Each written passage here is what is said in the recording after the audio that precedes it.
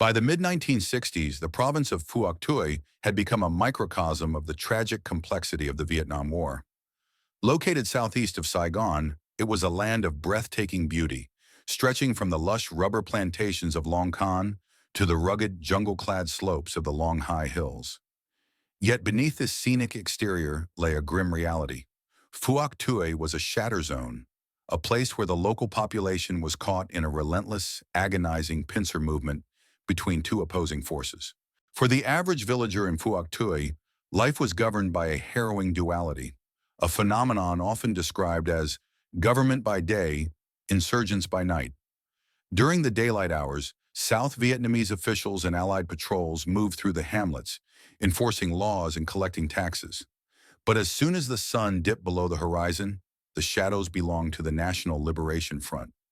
For the farmers, fishermen, and rubber tappers, survival meant navigating a treacherous middle ground. To cooperate with one side was to invite the lethal wrath of the other. The people were not merely caught in a crossfire of bullets, but in a crossfire of ideologies, where every choice carried the weight of life or death. The arrival of foreign forces had only deepened the atmosphere of suspicion and fear. In the early stages of the conflict, the prevailing military doctrine of search and destroy had left deep scars on the provincial landscape. Large-scale sweeps by Allied forces often involved heavy artillery and airstrikes intended to flush out hidden enemy units. While these operations were tactically sound from a conventional standpoint, they were socially disastrous. Villages were often caught in the bombardment, livestock was killed, and ancestral lands were scorched. To the people of Phuoc Tui, the foreign soldier was often seen through the lens of destruction, a powerful, unpredictable force that arrived in a cloud of dust and diesel, stayed briefly to search their homes, and left behind a trail of ruin. This created a profound wall of silence. The villagers became experts at the blank stare, a defensive mask used to hide information and emotion. They were completely closed off, viewing the war as a storm they simply had to weather until the foreigners eventually went home. This was the precarious environment into which the Australian Task Force stepped in 1966. They didn't just inherit a tactical sector, they inherited a broken trust. They realized that in Phuoc Tui, the traditional metrics of military success, body counts, captured hilltops, or expended ammunition, were utterly meaningless. If they were to succeed, they had to solve a problem that bombs could not reach. They had to break the cycle of fear and prove that they were not just another army passing through to destroy, but a force that intended to stay and build. The battle for the hills was important, but the battle for the hamlets would prove to be the defining struggle of the Australian mission. In 1967, as the conflict in Phuoc Tui intensified, the Australian government realized that military dominance alone would never secure a lasting peace. To address the root causes of the insurgency, they established a unit that was revolutionary for its time, the 1st Australian Civil Affairs Unit, 1ACAU. While other Allied nations paid lip service to the concept of winning hearts and minds, the Australians made it a core structural component of their military strategy. Fuaktui was not a group of combat soldiers performing occasional charity work. It was a dedicated organization of specialists whose primary weapon was development, not destruction. The structure of 1ACAU was unique among the Allied forces in Vietnam. Instead of being composed purely of infantrymen, the unit was a multidisciplinary brain trust. It consisted of engineers, doctors, dentists, agricultural scientists, and education experts. These were men who traded their rifles for stethoscopes, surveying tools, and bags of high-yield rice seed. They were integrated directly into the military hierarchy, ensuring that civic action, the act of improving the lives of the local population, was given the same strategic priority as a major combat operation. This reflected a profound shift in military philosophy. The Australian High Command understood a fundamental truth that many others had missed. Winning hearts and minds was not a slogan, it was a tactical necessity. They operated on the principle that a villager who had a clean well for his family, a school for his children, and a doctor to treat his ailments was far less likely to support an insurgency. However, the Australians took this a step further than their American counterparts. While the U.S. often utilized massive economic aid packages, essentially trying to buy loyalty with money and prefabricated goods, the Australians believed in the sweat equity model. The 1ACAU philosophy was built on the difference between giving and doing with. They avoided the trap of simply handing out supplies from the back of a truck, which often created a culture of dependency or resentment. Instead, the Australians insisted on working alongside the villagers. If a bridge needed to be built, the Australian engineers provided the technical expertise and materials, but the local men provided the labor. They mixed the concrete together, laid the bricks together, and shared the pride of the finished product. This civic action was designed to prove that the Australian presence was an investment in the future of the Vietnamese people. By working side by side with the locals, 1ACAU broke down the occupier barrier. They weren't just soldiers in green uniforms. They were builders, healers, and teachers who were willing to get their hands dirty in the same mud as the farmers. In the eyes of the people of Fuaktui, this made all the difference. The Australians weren't just winning a war. They were building a community, one brick and one smile at a time. Trust in a war zone is not earned in years. It is won or lost in the first 24 hours. The Australians understood that when they entered a new village in Fuaktui, every movement was being watched from behind half-closed shutters. To the villagers, the arrival of foreign troops usually signaled a search and destroy mission, a chaotic event of kicked-in doors and shouted orders. To break this cycle of fear, the Australians implemented a strict protocol of cultural etiquette that was designed to signal one thing: respect. During those critical first 24 hours, the approach was deliberately low profile. Unlike other forces that might thunder into a hamlet in M113 armored personnel carriers, the Australians arrived on foot. This physical vulnerability was a conscious choice. By walking into the village at eye level with the inhabitants, they stripped away the mechanical monster image of an occupying army. But the real magic lay in the unbreakable social rules every Australian digger was ordered to follow. Rules that were rooted in a deep study of Vietnamese traditions. The first rule was the sanctity of the home. An Australian soldier would never cross the threshold of a family dwelling without an explicit invitation or a local elder's permission. In a war where homes were often treated as mere search targets, this simple act of waiting at the door was a profound gesture of humility. It signaled that the Australians recognized the villager as the master of his own domain. The second set of rules governed physical conduct. Soldiers were strictly forbidden from touching the heads of children. While Westerners might see a pat on the head as a gesture of affection, in Vietnamese culture, the head is considered the most sacred part of the body, the seat of the spirit. To touch it was a grave insult. Furthermore, soldiers were trained to avoid direct, prolonged eye contact with women, which could be perceived as aggressive or disrespectful. By lowering their gaze and maintaining a polite distance, the Australians demonstrated that they were gentlemen warriors, not a threat to the village's social fabric. Finally, there was the rule of patience over haste. Instead of immediately demanding information about the enemy, the Australians spent their first day engaging in the politics of the tea table. They sought out the village elders, sat on low wooden stools, and accepted offered tea with both hands, a sign of respect for one's hosts. They listened more than they spoke. By the end of the first 24 hours, the atmosphere in the village would begin to shift. The blank stare of the locals would soften. This cultural intelligence served as the master key. By proving they understood the local way, the Australians bypassed the usual resentment faced by foreign troops. They weren't just soldiers who happened to be in Vietnam. They were guests who honored the house they were in. This 24-hour investment in dignity created a foundation of trust that allowed the doctors of Wanakayu and the engineers to move in the next day, not as intruders, but as welcome partners. While the tactical silence of the Australian patrols secured the village perimeters, it was the sound of a stethoscope and the hiss of an autoclave that truly conquered the heart of Fuaktui. Under the shade of sprawling rubber trees, the Medical Civil Action Program, known as MedCap, performed what the locals could only describe as modern-day miracles. These were not the high-tech, air-conditioned hospitals of the West.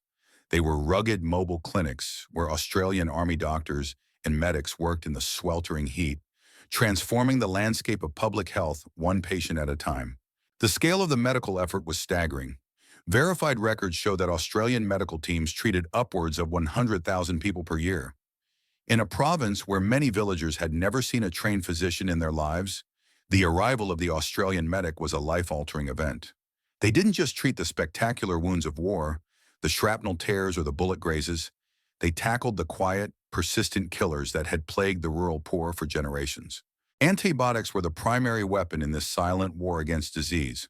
To a mother whose child was wasting away from a severe respiratory infection or a farmer crippled by infected tropical ulcers, the magic pills and injections provided by the Australians seemed like a gift from another world.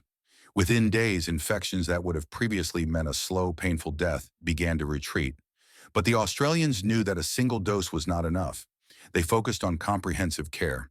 They treated chronic skin conditions like scabies, provided essential dental care to those who had lived in constant pain, and launched massive immunization drives. One of the most enduring legacies of the MedCap teams was their work in polio vaccination. During the height of the conflict, while the surrounding provinces struggled with outbreaks of the paralyzing disease, the Australian-controlled sectors saw a dramatic decline in cases. By bringing the vaccine directly to the most remote hamlets, often carrying medical chests on foot through contested territory, they ensured that an entire generation of children in Fuaktui would grow up walking rather than being confined to wheelchairs or crutches. The impact of this medical outreach was profoundly psychological. In the eyes of the villagers, the Australians were no longer the men with the guns. They were the men who saved my son. This created a moral debt that no amount of insurgent propaganda could erase. When a doctor spends his afternoon cleaning the festering sores of an elderly grandmother or a dentist pulls a tooth that has caused months of agony, a bond is forged that transcends politics. The Australians didn't just heal bodies, they healed the social fabric. By providing consistent, compassionate, and high-quality care, they proved that their presence was synonymous with life, not death. The clinics under the rubber trees became neutral zones of humanity where the only ideology was the Hippocratic Oath. This miracle of medicine became the ultimate armor for the Australian forces. It was hard for the enemy to convince a village to plant a mine against the men who were currently saving their children's lives. The true genius of the Australian mission in Fuaktui lay in their willingness to trade the prestige of a conqueror for the grit of a laborer. While other military forces might have focused on nation building from the safety of fortified bases, the Australians understood that the path to a man's heart often led through his fields. This led to a unique phenomenon where soldiers from the outback of Queensland or the farms of Victoria found themselves standing shirtless in the knee-deep mud of Vietnamese paddies, working alongside local farmers in what was less a military operation and more an agricultural revolution. The cornerstone of this effort was the transition from giving to doing with. The Australians brought more than just goodwill, they brought expertise. They introduced high-yield IR8 rice varieties, often called miracle rice, and taught scientific animal husbandry techniques to increase livestock survival rates. However, the Australians didn't just lecture from the sidelines. In a powerful display of solidarity, diggers would join villagers to clear irrigation ditches, harvest crops, and thresh grain. This sweat equity broke the traditional image of the Western soldier. By sharing the physical burden of the harvest, the Australians became neighbors rather than occupiers. This commitment to the province's long-term prosperity is best illustrated by two landmark projects that remain etched in the local memory: the Berea Market and the support for Laloy Hospital in Vung Tau. The Berea Market was more than just a place of trade. It was the economic heart of the province. Recognizing that the insurgency thrived on economic instability, Australian engineers and civil affairs teams worked to revitalize this central hub. They didn't just provide the funds, they provided the structural integrity, helping to rebuild stalls and improve drainage systems to ensure the market could operate year-round. This created a safe, vibrant space where farmers could sell their miracle rice, providing a tangible link between Australian agricultural aid and local prosperity. Simultaneously, the Australians focused on the Laloy Hospital in Vung Tau. Realizing that their field clinics could only do so much, they invested heavily in the hospital's infrastructure. Australian medical teams didn't just visit, they integrated. They helped establish specialized surgical wards and provided the training and equipment necessary to handle complex cases. This wasn't a gift that would disappear when the troops left. It was a permanent upgrade to the region's healthcare capacity. Even today, older residents of Vung Tau and Berea recall the Australian presence not for the roar of their weapons, but for the bricks they laid at the hospital and the markets they helped sustain. By becoming farmers and builders, the Australians achieved a psychological breakthrough. They proved that they were invested in the sweat of the Vietnamese people. This shared labor created a brotherhood that transcended language. When a soldier and a farmer harvest the same field, they are no longer strangers, they are partners in survival. This agricultural and civic revolution turned Fuaktui into a model of stability, proving that a shovel could be just as effective as a rifle in securing a nation's future. If the medical clinics saved lives and the agricultural projects filled bellies, it was the massive infrastructure program that provided the people of Fuaktui with a future. By 1968, the province was undergoing a physical transformation that defied the typical narrative of a war zone. Under the guidance of the 1st Australian Civil Affairs Unit, 1ACAU, a landscape once scarred by bunkers and barbed wire began to sprout the hallmarks of a civil society. This was not the result of a distant bureaucracy, but a hands-on, muddy, and often grueling collaboration between Australian soldiers and Vietnamese villagers. The statistics from this period are a testament to the sheer scale of the Australian commitment. Over the course of their mission, the Australians were responsible for the construction or renovation of over 500 schools. These were not mere temporary huts.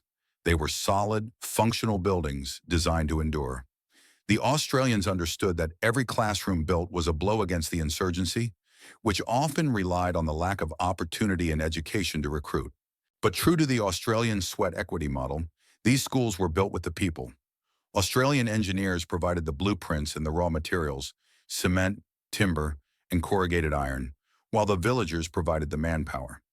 It was a common sight to see a digger and a local youth side by side, passing bricks along a human chain or mixing mortar in the tropical sun. Beyond education, the Australians tackled a more fundamental crisis: clean water.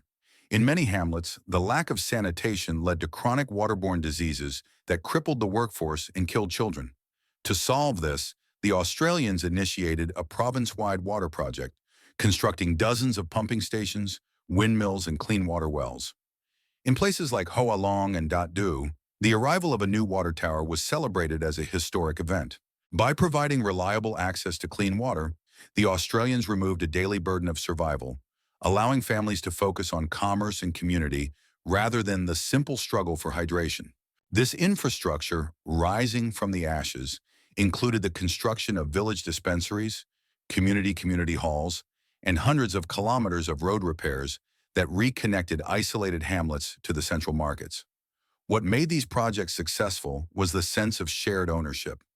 Because the villagers had helped dig the foundations and lay the tiles, they didn't view these buildings as foreign gifts to be ignored or vandalized. They were their schools and their wells. This created a powerful psychological barrier for the opposition. It is much harder to convince a village to sabotage a water station that they themselves helped build. The Australian infrastructure program proved that military power could be a constructive force. They demonstrated that the true measure of an army's success was not the number of villages it burned, but the number of schools it built. By the time the Australians withdrew, they had left behind a physical legacy that would outlast the conflict, a network of concrete and steel that stood as a permanent monument to the time when a foreign army came not to destroy Fuaktui, but to help it rebuild from the ruins of war. In the brutal calculus of the Vietnam War, information was the most valuable currency. For years, Allied forces had attempted to buy or force intelligence from the local population, using everything from high-tech seismic sensors and airborne radar to cold, hard cash. Yet more often than not, these efforts yielded only silence or, worse, deliberate misinformation. In Fuaktui, however, the Australians discovered a different truth. You cannot buy a farmer's loyalty, but you can earn it through sweat and sincere kindness. This realization transformed the local population from a wall of silence into a sophisticated, invisible network of people's intelligence. As the schools were built and the medical clinics saved lives, a profound shift occurred in the psychological landscape of the hamlets. The villagers began to see the diggers not as temporary occupiers, but as members of the family. This emotional bond became the Australians' most effective defensive weapon. When a community truly values the presence of a military unit, they will move heaven and earth to protect it. Kindness, it turned out, was a more effective shield than the thickest armor plating. The results were immediate and often life-saving.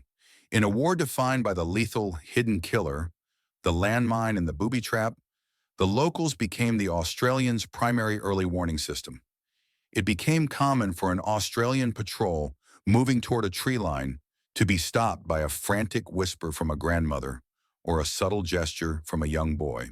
These villagers, who had watched the insurgents plant mines under the cover of darkness, would risk their own lives to point out the exact location of a bouncing Betty or a tripwire. They did this not for money, but because they didn't want the doctor who had saved their child or the engineer who had built their well to be killed. This people's intelligence extended to the prevention of ambushes. Before a major Viet Cong movement occurred, the atmosphere in a village would often change. Because the Australians had spent hundreds of hours sitting at tea tables and working in the fields, they were attuned to these subtle shifts. But more often, the information was direct. A farmer might lean in while a soldier helped him harvest rice and whisper that strangers had been seen in the hills. Or a market woman in Berea might mention that an unusual amount of supplies were being moved toward a specific coordinates. One such whisper could achieve what a year of aerial reconnaissance could not. This flow of information allowed the Australians to operate with a level of surgical precision that minimized civilian casualties and maximized tactical success. They were no longer blind in the jungle. They were being guided by 1,000 eyes that were now invested in their survival. This was the ultimate irony of the Australian mission. By focusing on the soft goals of civil affairs, they had created the hardest defensive network imaginable. They proved that the most sophisticated radar on Earth is no match for the grateful heart of a local resident. In Fuaktui, the diggers didn't just find the enemy, they were told where the enemy was, proving that in a war for hearts and minds, trust is the only intelligence that never lies. The withdrawal of Australian forces from Fuaktui in the early 1970s was not marked by the chaotic evacuation of a defeated army, but by a quiet, dignified departure of a force that had left its mark on the land in concrete, medicine, and memory. While the broader conflict in Vietnam ended in a storm of fire and political upheaval, the story of the Australian mission remained a distinct chapter, a testament to the power of humanity in the midst of inhumanity. Today, Fuaktui, now largely part of Berea Vung Tau province, stands as a global model for pacification war, teaching the world that the most enduring victories are those won without firing a single shot. The ambassador legacy of the Australian digger is rooted in the fact that they never viewed the local population as a secondary concern. By prioritizing the civil affairs mission, the Australians transformed every soldier into a diplomat. This approach fundamentally challenged the traditional military mindset. It proved that a small nation, through a combination of cultural intelligence and genuine compassion, could stabilize a province more effectively than a superpower using scorched earth tactics. Military academies from West Point to Sandhurst still study the Australian way in Fuaktui, emphasizing the lesson that you cannot pacify a population you do not respect. The humane ending of the Australian mission is best seen in the decades that followed the war. Unlike many foreign veterans who returned home to forget the horrors they witnessed, many Australian tunnel rats and civil affairs officers found themselves drawn back to Vietnam. They returned not as soldiers, but as friends, tourists, and philanthropists. They visited the schools they had built and the hospitals they had supported. This enduring bond is a rarity in the history of war. It is a bridge built on the sweat equity of 1967 that remains standing in the 21st century. The power of kindness amidst the storm of fire remains the ultimate takeaway of this saga. In Fuaktui, the Australians proved that kindness is not a sign of weakness, but a sophisticated form of strategic strength. They demonstrated that by protecting a child, healing an elder, or harvesting a field, a soldier creates a ripple effect of stability that can disarm an entire insurgency. They showed that even in the darkest hours of a brutal jungle war, it is possible to maintain one's moral compass and treat the other with dignity. Ultimately, the legacy of Australia in Fuaktui is a story of hope. It reminds us that while weapons can destroy, it is the spirit of service that builds nations. The schools, the wells, and the miracle rice may have changed over the years, but the memory of the gentlemen warriors who came to help remains. It serves as a permanent reminder to the world. The strength of a nation lies not in how much it can destroy, but in how much it can rebuild.